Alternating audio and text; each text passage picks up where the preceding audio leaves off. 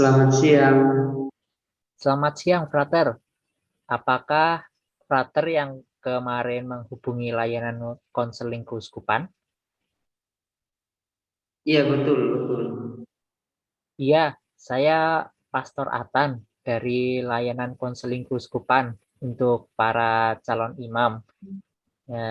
Nanti saya yang akan memberikan layanan konseling untukmu, Frater. Oh, baik, Pastor Akan. Terima kasih. Lalu untuk pelaksanaan konseling nih, apakah Frater bisa di hari Jumat jam 11 siang? Bisa, Pastor. Kebetulan saya sedang kosong kuliah jam itu. Oke, Frater. Namun mengingat jarak yang jauh, kali ini kita akan mengadakan konseling via telepon saja ya. Apakah Frater bisa? Ah, ya, bisa, Pastor. Oke, baik. Saya akan sampaikan untuk aturan dalam konseling kali ini. Yang pertama, melakukan konseling tanpa paksaan dan melakukannya hingga selesai. Yang kedua, tidak merekam pembicaraan selama kita proses konseling ini berlangsung. Yang ketiga, pastikan Frater berada di dormit tanpa ada orang lain di sana sehingga datamu atau ceritamu dapat dijamin rahasianya. Lalu yang keempat, pastikan tidak ada yang menghubungi Frater selama proses konseling berlangsung besok. Nah, pastikan juga kuota atau WiFi terisi dan lancar. Yang keenam, saat konseling dimohon menggunakan bahasa Indonesia yang baik. Dan ketujuh, data Frater akan saya jaga kerahasiaannya. Apakah peraturan ini dapat kamu laksanakan dengan baik, Frater? Baik, Pastor. Saya akan mematuhi aturan. Oke, kalau begitu pembicaraan ini saya cukupkan sampai di sini ya. Saya masih akan mengikuti rapat Dewan Konsultores setelah ini. Sampai jumpa di hari Jumat besok, Frater. Oke, Pastor. Terima kasih. Sama-sama, Frater.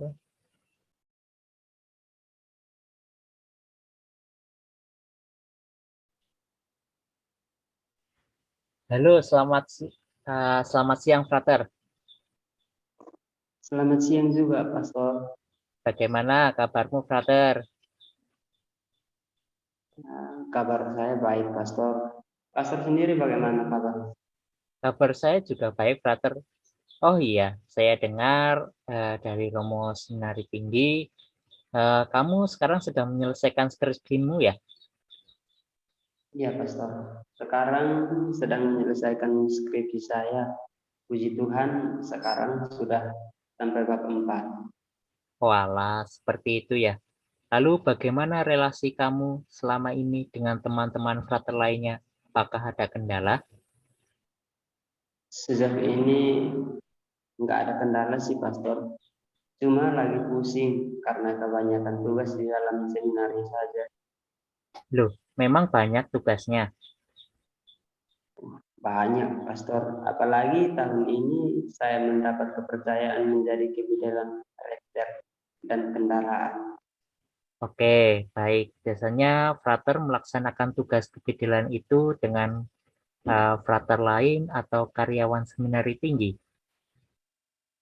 Kalau saya pribadi ngerjain tugas kebidanan itu sendiri sih, dari pergi ke pasar atau servis kendaraan. Kadang juga ada suster yang ikut belanja. Oh, begitu ya. Memangnya frater nggak merasa berat mengerjakan tugas itu sendirian? Enggak sih, Pastor. Itu juga sudah menjadi tanggung jawab saya untuk melakukan tugas-tugas kebidanan. Kamu yakin dengan semua pendapatmu itu?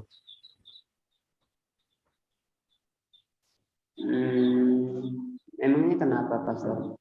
Tidak apa-apa, Brother. Tadi di awal konseling, frater mengatakan baik-baik saja, tetapi kok semakin lama saya lihat dari gaya bicaramu, kamu sedang gelisah dan kelihatan memikirkan sesuatu.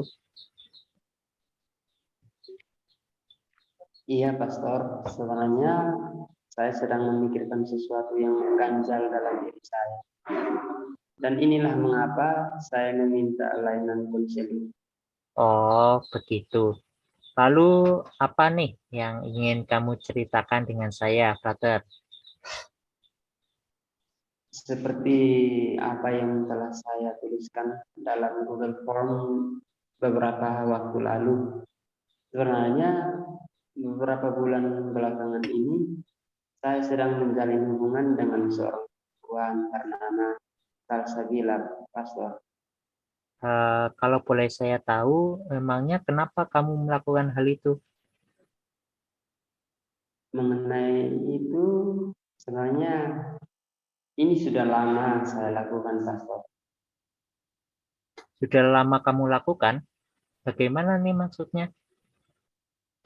Ya, soalnya saya sudah menjalin hubungan dengan seorang perempuan yang bernama Salsabila, Pastor. Dan kurang lebih sudah 5 bulan ini saya diam-diam menyembunyikan hal itu dari komunitas seminari dan kepada pastor pendamping. Hmm. Lalu, mengapa kamu bisa melakukan hal tersebut? Ya, saya merasa bahwa saya sudah bimbang.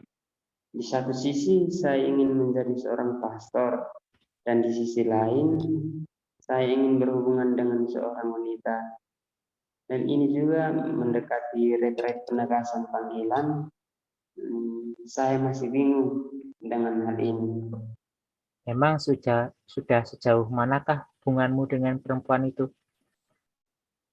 Ya, saya hampir setiap hari menelpon dia di waktu luang, dan ketika saya ada kesempatan untuk berbelanja ke pasar, kami selalu bertemu dan makan di kafe. Saya mulai mengerti situasimu saat ini.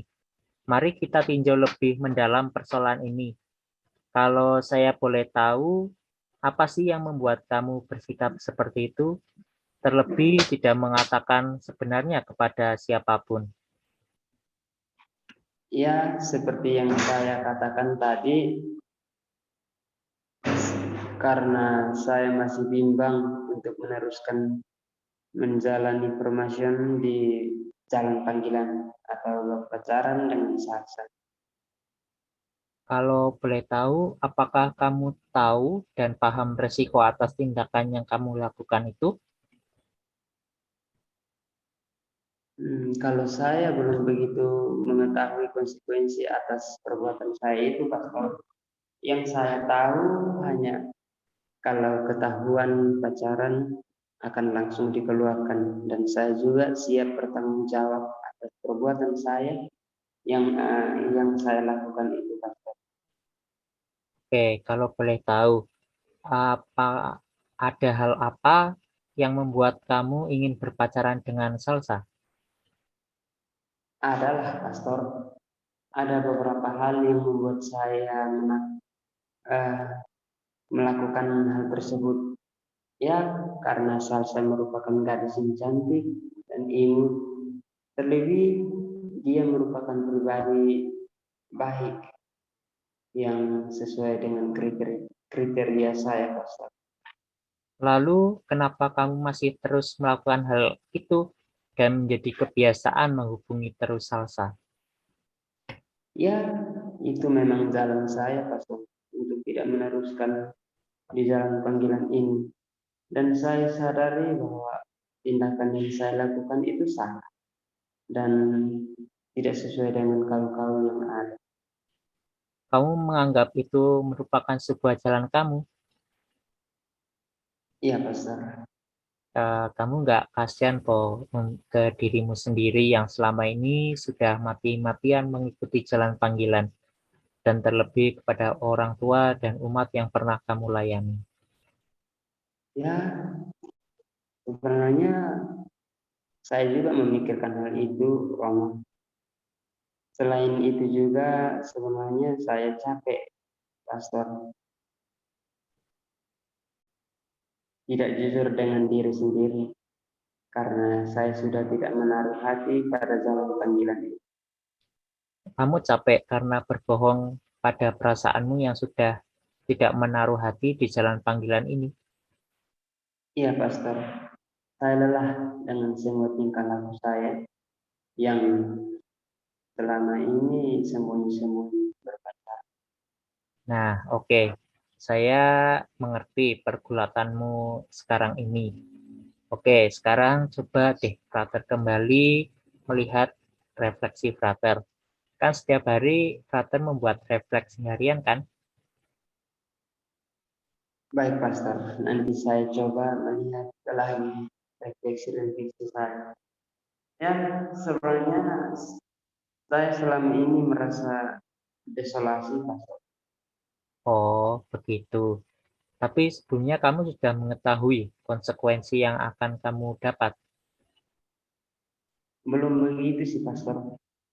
Apa itu konsekuensi yang apa konsekuensi yang akan saya dapatkan, Pastor? Ya, konsekuensi terberat ya kamu harus meninggalkan jalan panggilan ini atau dikeluarkan gitu ya.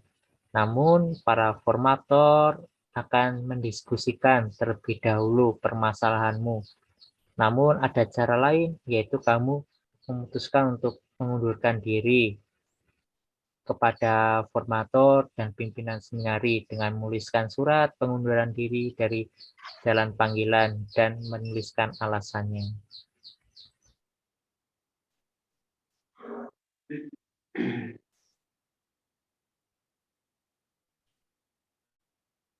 Oh begitu ya, Pastor. Jadi saat ini saya akan lebih baik jujur dengan perasaan saya dengan membuat surat pengunduran diri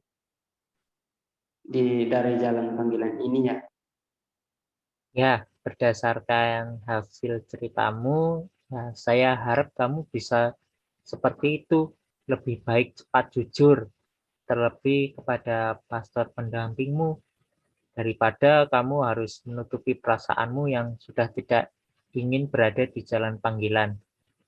Atau juga bila nanti kamu terus-menerus melakukan hal tersebut, berpacaran sembunyi-sembunyi, maka nama baikmu, nama baik orang tua, nama baik seminari juga akan tercoreng. Apakah kamu bisa memahami ini? Iya sih, Pastor. Saya paham dengan penjelasan Pastor. Lalu langkah selanjutnya apa yang ingin kamu lakukan? Ya, selanjutnya saya akan membuat surat pengunduran diri. Namun untuk setelahnya nggak tahu harus buat apa lagi. Kamu bingung dan nggak tahu harus berbuat apa? Sebelumnya, saya ingin tanya dulu deh sama Frater. Apakah Frater mempunyai keinginan yang belum tercapai? Ada sih, Pastor. Kalau boleh tahu, apa saja? Ya, kalau saya lebih pada keinginan untuk membuat karya sastra ataupun berwirausaha. Nah, itu kamu punya potensi yang sekiranya dapat dikembangkan. Kenapa kamu tidak kembangkan? Nah, itu Pastor. Saya merasa saya masih belum siap untuk melakukannya. Emang kenapa? Apakah orang-orang merendahkan karya atau usahamu? Tidak begitu, Pastor. Hanya belum pede aja. Apalagi untuk menjadi pekerja. Walah, untuk pekerjaan kan bisa menjadi seorang guru agama. Dan dari gaji, sedikit-sedikit bisa mulai berwirausaha. Nah, itu Pastor. Ya, saya belum siap saja menghadapi dunia luar sana. Ya, bagaimanapun ini kan Semua sudah sesuai dengan keinginan dirimu sendiri dan tanpa paksaan dari pihak manapun. Dan kuncinya hanya satu, ketika hidup di luar seminari itu harus kuat dan optimis. Oh begitu ya Pastor. Namun ya kembali lagi saya masih dihantui rasa takut untuk kedepannya, lagi untuk bekerja dan sebagainya. Dan ya tidak sesuai dengan harapan saya. Oh, begitu pandanganmu. Berarti dengan hal itu kamu belum siap menghadapi dunia luar ya? Ya begitulah Pastor. Soalnya saya juga prihatin atas kejadian yang kamu perbuat ini. Kamu tidak jujur dari awal, namun ini semua kan sudah keputusan yang kamu buat dan kamu harus siap dengan konsekuensinya dan siap juga harus hidup di luar seminari. Iya Pastor. Ya saya juga berharap saya bisa bersama-sama dengan Salsa, bisa menjalani hubungan ini bersama-sama sebagai seorang kakak. Nah, itu kamu tahu bisa saling bekerja sama dengan Salsa dan kamu juga sudah mempunyai modal yang cukup untuk mengasah kemampuanmu. Ya saya mencoba meyakinkan diri untuk siap dengan kehidupan di luar seminari. Ya, saya coba tadi kan kamu sudah menceritakan mengenai permasalahan dalam dirimu.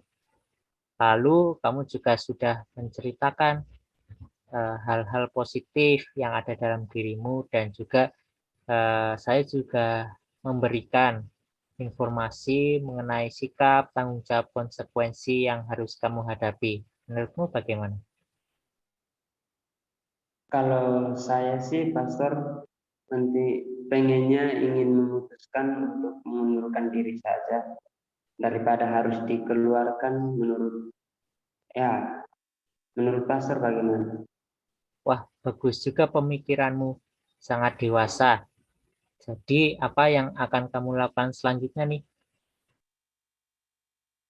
Sepertinya saya setelah ini meminta format pengunduran diri kepada Pamong Seminari dan membuat refleksi singkat atas hubungan saya dengan Salsa.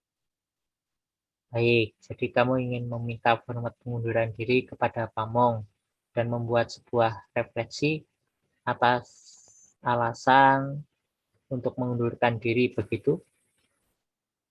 Iya benar. Nah, dari pembicaraan kita tadi, kita sudah mencari tahu mengenai akar permasalahan mengapa kamu bisa berhubungan dengan Salsa. Apa saja konsekuensinya yang akan kamu jalani, dan apa yang ingin kamu lakukan setelah keluar dari kehidupan seminari dan berpacaran dengan Salsa. Begitu bukan? Iya Pastor. Oke, kalau begitu saya serahin semuanya lagi ke kamu. Lakukan yang memungkinkan kamu lakukan, baik daripada harus yang ada di tubi begitu ya. Apapun keputusannya nanti, kelanjutannya saya harap itu memang yang terbaik buat kamu. Kalau saya boleh kasih saran sih, lebih baik kembangkan potensimu, terlebih kamu sekarang hampir menyelesaikan studimu di S1, lalu kamu bisa menjadi guru agama atau bakat nulismu sehingga kamu bisa menunjukkan kepada orang-orang yang kamu jumpai, kamu bisa mempunyai potensi yang bisa dikembangkan. Iya Pastor. Terima kasih sebelumnya sudah membukakan pikiran saya dan menyadarkan saya. Ya, sama-sama brother, karena kita di sini kan untuk bertukar pikiran. Jadi jangan sungkan ya kalau ada pergulatan dalam hidup menjadi seorang awam. Cerita sama saya saja nggak apa-apa. Baik, Pak. Baik, Pastor. Siap. Ya, Saya hanya berpesan, kalau suka sama wanita, bilang aja yang jelas. Kalau mau pacaran, jangan sampai terjebak di jalan panggilan. Ya, semua keputusan ini dari dirimu, jangan sampai dirimu tersesat karena hanya ingin yang sesaat. Pasti pastor biasa bisa saja. Lalu perasaan kamu saat ini bagaimana, Frater? Puji Tuhan, pastor jauh lebih lega daripada tadi. Oke, syukurlah kalau sudah lebih baik. Oke, jadi untuk pertemuan kali ini kita cukupkan sampai di sini dulu ya. Oh, ya baik pastor. Kalau begitu saya izin pamit. Terima kasih pastor. Selamat siang. Iya, selamat siang, Frater, sama-sama.